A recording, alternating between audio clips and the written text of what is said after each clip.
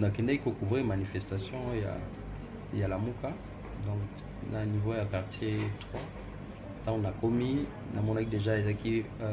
Fayulu na Muzitu bazalaki na discussion dans la police. Alors tant on a il y avait quelques policiers qui étaient là qui m'ont brutalisé, batenga mabele, babotolinga téléphone na dictaphone nanga pour nous enregistrer na montre. Finalement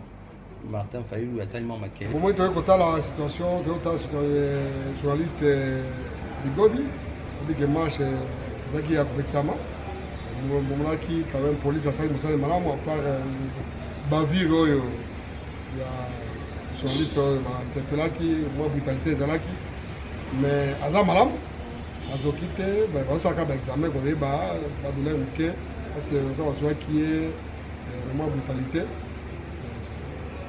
donc ça marqué to kani policier moi quand à la base de la situation pour déférer les acquis des droits to sengi na ba journaliste pour ça calme muta profiter de ce moment comme on a dramatisé makambo ezangi tina